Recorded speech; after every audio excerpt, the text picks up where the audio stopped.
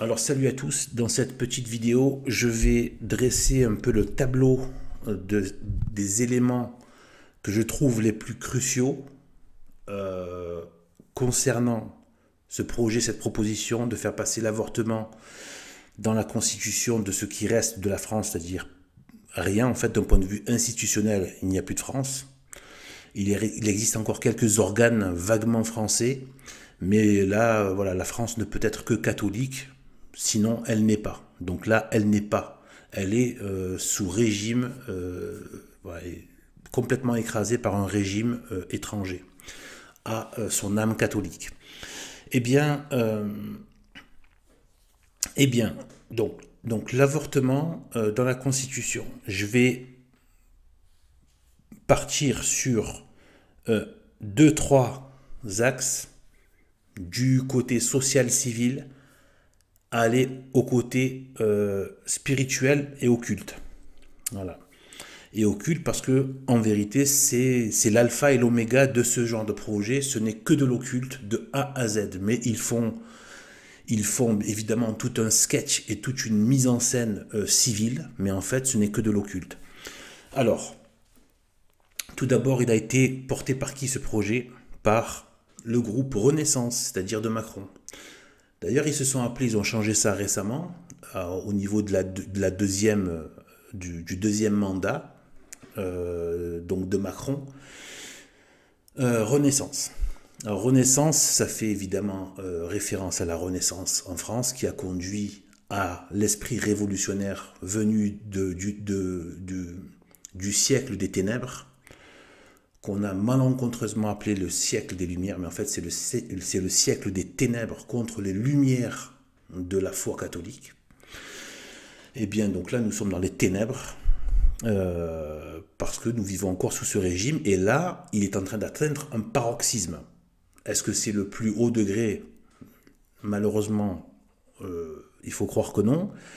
Mais en tout cas, c'est en train d'atteindre un certain sommet de paroxysme. Eh bien, ce groupe, rien que ce nom Renaissance, c'est porté par un groupe qui s'appelle Renaissance, qui fait référence donc à la Révolution et à la rébellion contre Dieu. Mais en plus, il y a le mot Renaissance. Donc ça, là, ça touche à l'avortement. Ouais, naissance, voilà. Pour, déjà, il faut voir que c'est un parti qui s'appelle Renaissance qui veut mettre l'avortement, c'est-à-dire l'empêcher la naissance, dans la Constitution. Euh, eh bien, à ce niveau-là, avec la NUPES, c'est-à-dire Mélenchon et toute la gaucherie, les boucs, tous les boucs du gauchisme, eh bien, ils sont copains comme cochons. Ah, voilà. Eh bien, là, je vous dis, c'est une des façons de bien repérer qui est qui, c'est au niveau des mœurs. Qui s'assemble au niveau des mœurs, pas au niveau de la loi sur les retraites, etc. Sur le plan technique, ils vont faire semblant de se chamailler. Mais le plus important, et qu'ils ne vous diront pas, c'est qu'ils sont d'accord sur les mœurs. D'ailleurs, vous voyez les mœurs de Macron, c'est parfaitement en adéquation avec les mœurs du gauchisme. D'accord. Donc vous voyez Macron et puis tout ce qui est toute cette espèce de profil hybride socialo-droitard social, c'est-à-dire de la droite encanaillée, enfin, corrompue avec du gauchisme qui n'a plus rien d'économique. Enfin bref, c'est voilà. Donc là, ils sont copains comme cochons. Hein. Voilà, ils sont parfaitement en accord là-dessus. Ils se soutiennent bien pour ce projet, évidemment démoniaque. On va voir pourquoi. Et on va voir les arguments qui appuient de manière nette ça. Déjà, je vais parler un petit peu, en fait, déjà de la sexualité. Déjà, c'est un sujet où on a de la pudeur d'en parler, mais de temps en temps, moi, je vais essayer d'enlever le côté pudique pour pour pouvoir parler de certaines choses, mais tout en gardant, en fait, c'est d'enlever le trop de pudeur, mais tout en restant pudique. Voilà, c'est ça que je vais essayer de faire. Je ne sais pas si je vais y arriver, mais je vais essayer. Euh, Faut pas oublier qu'avant qu'il y ait donc enfant, il y a acte sexuel. Il y a des rapports sexuels. D'accord. Donc déjà, ça vient pas de... Voilà. Ça, c'est pas en se serrant la main, quoi. Donc c'est bien des rapports sexuels. Euh, Qu'est-ce qu'il faut pour en arriver à avoir un enfant dans un contexte comme aujourd'hui, machin, comme aujourd'hui, notamment avec les maladies sexuellement transmissibles. Donc, qu'est-ce qu'il faut? Il faut déjà avoir des rapports avec quelqu'un. Bon, la plupart des rapports qui se font, notamment dans toute la tranche de l'adolescence à 30 ans, ça se fait sans mariage, même pas civil. Donc déjà, c'est hors mariage, donc au niveau religieux, c'est considéré comme de la fornication. Donc déjà, ça vient de la fornication, déjà. C'est-à-dire des relations sexuelles illégitimes. Je tiens à préciser que moi-même, je m'y suis adonné. Donc je ne suis pas forcément en train de faire voilà, le grand moraliste à ce niveau-là. Mais ce que je veux dire, c'est bon, j'en suis sorti, évidemment. Mais ce que je veux dire, c'est que ce n'est pas normal. Même là, je dois faire pénitence par rapport à ça. Et tous ceux qui sont amenés à ça doivent faire pénitence, doivent le regretter profondément. Et surtout la pénitence au niveau du cœur. C'est celle-là, c'est de là que doit partir la pénitence. Donc, à un moment donné, ça vient de ça. Ça vient de la fornication et donc de la débauche sexuelle. D'accord? Ça vient de la débauche sexuelle. On va voir même pourquoi on peut vraiment l'affirmer, ça. Parce que, bien que je sois absolument contre la contraception, tout type de contraception, parce que maintenant je suis catholique et moi je ne fais pas dans la dentelle quand je suis dans ma religion, eh bien c'est pas toléré, donc il n'y a pas de contraception.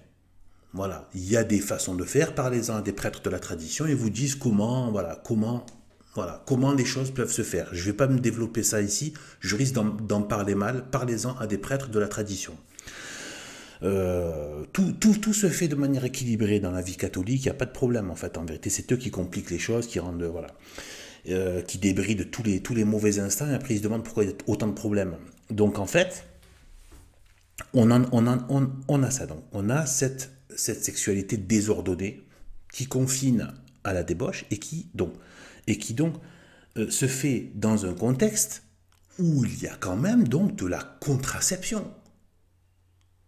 Même si je suis contre, dans l'échelle du mal, il vaut mieux une contraception qu'un avortement. Je me dis, voilà, même si c'est contre, on est bien d'accord, hein, les deux, c'est non. Mais je me dis dans l'échelle du mal, bien.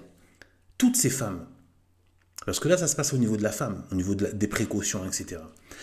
Donc, toutes ces femmes ont un accès gratuit, facile, je veux dire, mais complètement à portée de main, tout le temps, toujours, des tonnes de moyens de contraception.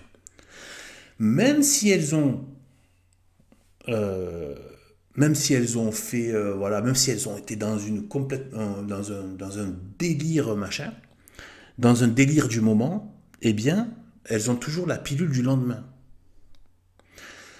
Il faut aussi avoir des rapports sans préservatif. Eh oui, sinon, pas de grossesse. Donc, ça veut dire que la femme ne prend pas ses précautions en termes de contraception, alors que c'est absolument parfaitement accessible. Promu, gratuit, voilà, enfin tout ce genre de choses. Donc,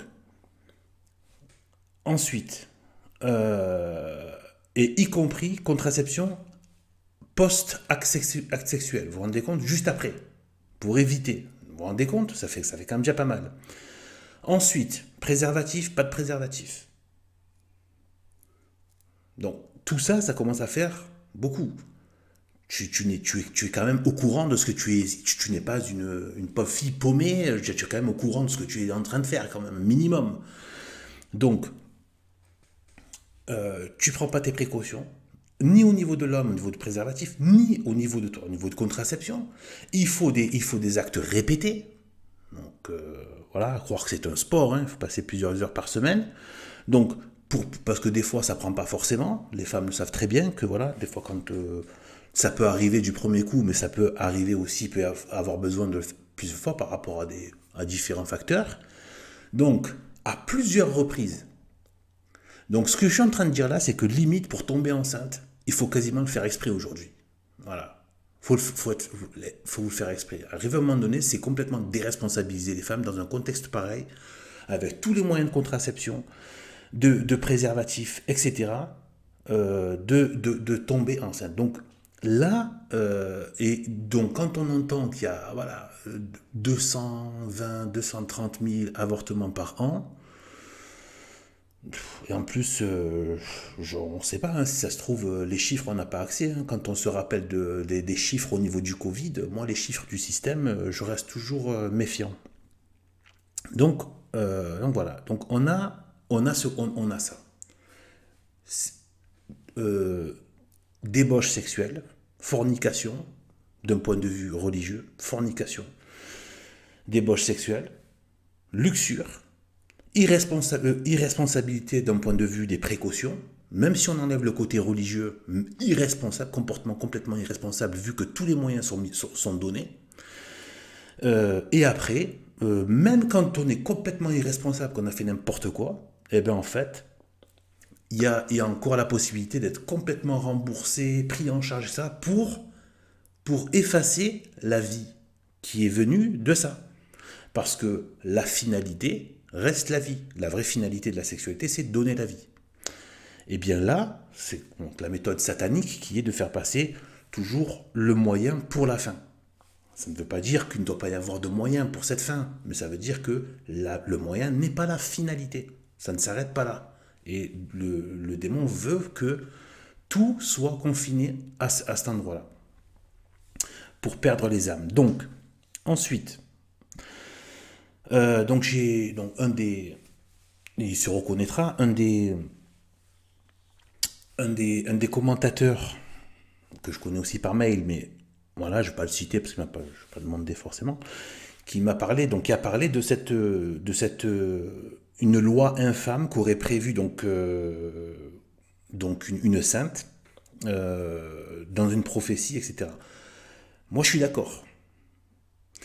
Mais pour moi, la loi infâme, elle est déjà passée. C'est déjà le cas aujourd'hui.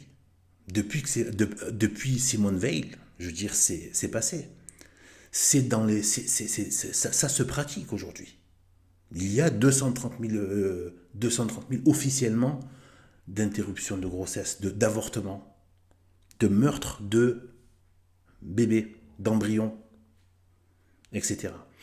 Donc, c'est voilà, de mise à mort d'embryons. Donc ça, c'est déjà factuel. Là, ce qu'ils vont faire, par contre, oui, donc c'est quelque chose d'aggravant. Là, il y a quelque chose qui s'aggrave dans le mal moral, parce que dans le mal factuel, c'est fait déjà. Par contre, dans le mal moral, c'est ignoble, parce que ça fait monter d'un cran la dictature de Satan, en fait. Enfin, le cran maximal de la dictature de Satan, c'est-à-dire ce qui est constitutionnel, tu ne peux pas aller contre. En fait, tu ne peux plus aller contre des dispositions constitutionnelles. Par définition, n'importe quelle constitution, elle encadre la loi. Voilà. Donc elle est supérieure à la loi, c'est elle qui lui pose le cadre à la loi. Eh bien, donc ça va surtout avoir de l'impact sur le système de valeurs et donc sur la morale. Sauf que donc ça va être donc une constitution, mais au plus haut niveau de ces lois, c'est-à-dire en gros ce qu'on appelait l'esprit des lois. Dans quel esprit se font les lois? Eh bien, il y a l'esprit du bien et l'esprit du mal. Donc l'esprit du bien, c'est l'esprit de Dieu, c'est le Saint-Esprit. Voilà. Et donc la société catholique, voilà, a l'esprit du bien et diffuse et fait des lois qui vont tous dans le sens du bien et qui créent une société merveilleuse. Et surtout tournée vers le ciel. À la fois merveilleuse sur terre et en même temps tournée vers le ciel. Qui est sa finalité réelle. Et là, donc, il y a la société du diable, qui est donc une société satanique, avec inversion, où donc il y a une société gérée par l'esprit du mal, qui est donc l'esprit de Satan, d'accord, et qui est tournée entièrement qui non seulement crée une société mauvaise, on le voit, hein, il n'y a qu'à le voir autour, hein, qu'à regarder les faits divers et toutes les affaires qui sortent ignobles, les plus ignobles, les unes que les autres, toujours des émeutes, toujours des dissensions, le mal-être, etc. et tout, et en même temps tourner vers la terre, voire même vers l'enfer, et non pas vers le ciel. Donc c'est toujours cette histoire qu'il y a dans le traité du Saint-Esprit, que j'invite toujours tout le monde à aller écouter, que j'ai mis en ligne, le traité du Saint-Esprit, avec la cité du bien et la cité du mal, le parallélisme inversé hein, qu'il y a en sens inverse, même parallélisme entre la cité du bien, cité de Dieu, cité du mal, cité de Satan. Ensuite, alors voilà, donc le fait que... certains vont dire, oui, mais ça va pas changer... Certains pourront dire, oui, mais ça change pas grand-chose. Je le répète, ça change grand-chose sur le plan moral, c'est-à-dire c'est le bain dans lequel on baigne. Ça crée un climat et des dispositions de l'esprit. Vous voyez? Ça crée quelque chose. Ça crée le système du bien et du mal si c'est quelque chose qui est entériné, validé, adopté, ça crée des dispositions dans les esprits, dans la tête des gens. C'est-à-dire que le simple fait que ça atteint ce degré d'autorisation, ça crée des dispositions eh bien, que nous on considère comme étant malsaines. Des dispositions notamment de mort. Et là, on va en arriver au côté plus occulte et démoniaque. Eh bien, donc cette proposition, apparemment, ils ont déjà... C'est quand même bizarre, hein, c'est encore dans la phase de proposition. Et en fait, ils ont déjà prévu l'article et le numéro de l'article. Donc, c'est sur le site du Sénat, hein, vous avez à l'écran. Donc, ça rentrerait dans le titre 8. Bon, en gros, le titre, c'est le chapitre 8 de la Constitution. Mais, regardez bien, Constitution est complétée par un article 66.2, ainsi rédigé. Sachant qu'il y a un 66.1, on va y revenir. Mais 66.2, vous voyez, ça sera. Donc là, ce n'est pas encore le cas, ce que vous voyez là, 66.2. Mais ils veulent le faire en 66.2. Or, déjà en 66.1, qu'est-ce que c'est? C'est 66.1, c'est nul ne peut être condamné à la peine de mort. Vous voyez un peu le lien? C'est-à-dire qu'ils ont mis là, à partir du 66.1, là, ils ont mis déjà ce qui relève de la mort, de la mise à mort. Sachant que cet article est mauvais, ils l'ont fait lui aussi passer par voie de constitution. Ils n'ont pas mis juste une loi, parce qu'une loi, on aurait pu revenir dessus. Or là, facilement, alors que là, non. Ils le rendent, voilà. Donc, nul ne peut être condamné à la peine de mort. En une phrase. Or, pourquoi était faite cette peine de mort? C'était justement pour empêcher le crime. Et on voit bien que depuis qu'il n'y a plus la peine de mort, le débridement, ce qu'on appelle l'ensauvagement, les crimes, toutes les actions criminelles de viol, de passage à tabac, de tout ce qui est de meurtre, etc., est devenu complètement banalisé. Voilà. Eh bien, ça veut bien dire que cette loi avait quelque chose de préventif, avait une vertu d'empêcher justement le crime. Donc déjà, c'est déjà un problème. D'accord? D'empêcher le crime. Donc déjà, et on parle de mort dans ce 66.1. Et bien là, ils veulent mettre, comme par hasard, toujours dans ce 66, là où il y a le 6.6, hein, pour les... Tout le monde connaît maintenant le 666, la marque de la bête, mais le 6 aussi pour d'autres raisons que je vais vous donner maintenant. Eh bien, le 6, ça fait référence à quoi? On a la référence déjà de la Genèse, quand, eh bien, tout simplement, dans Genèse 28, Genèse 1, premier récit de la Genèse, 28, Dieu les bénit, donc Adam et Ève, et il leur dit donc, en leur disant, croissez et multipliez. Il y en a qui traduisent aussi par soyez féconds. remplissez la terre et soumettez-la. Ensuite, bon, il continue sur les animaux, tout ça. Donc, Dieu continue sur les animaux et tout ça. Donc, croissez et multipliez. D'autres traductions, soyez féconds.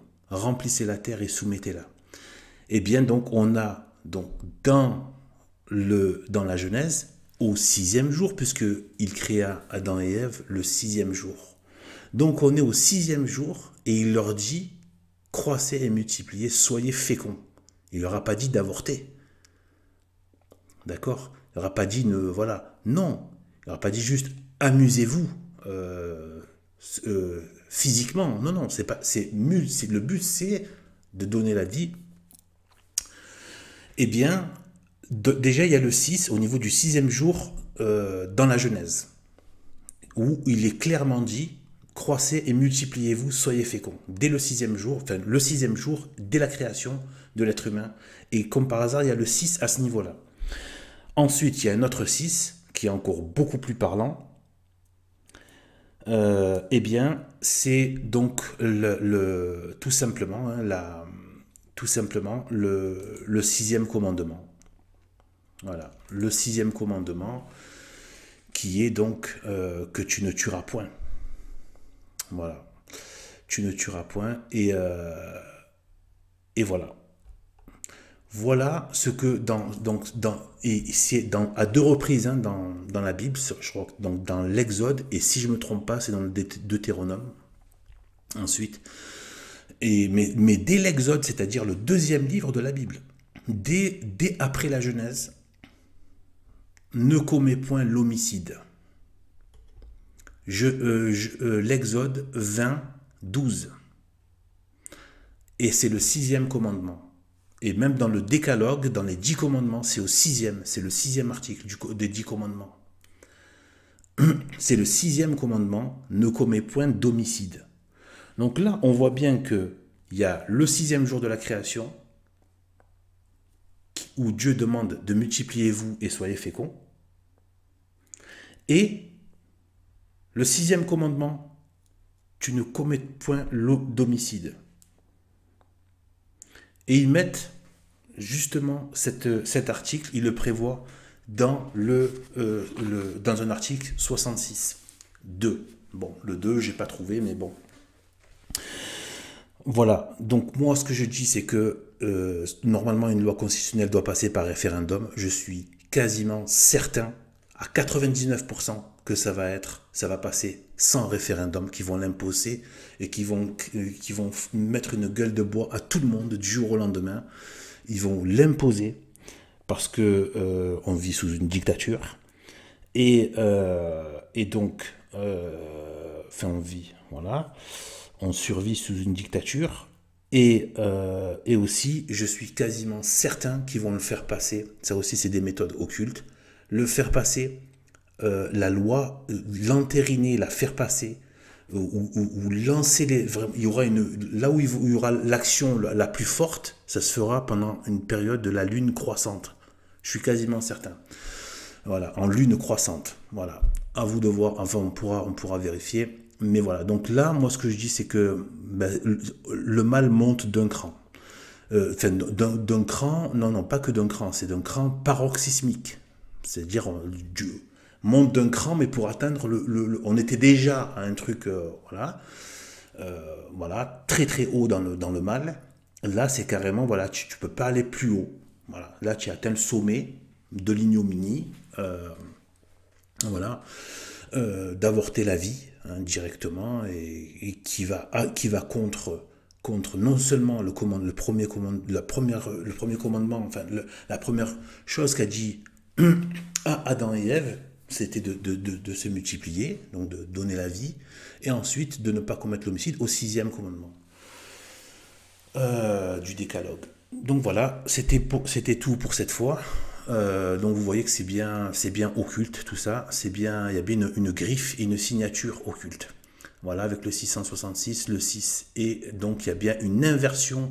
Le but, cette constitution est véritablement anti-Dieu, anti-Bible, anti-révélation, anti-Ancien Testament comme Nouveau Testament. Voilà. Voilà dans quel régime on vit. Enfin, on survit.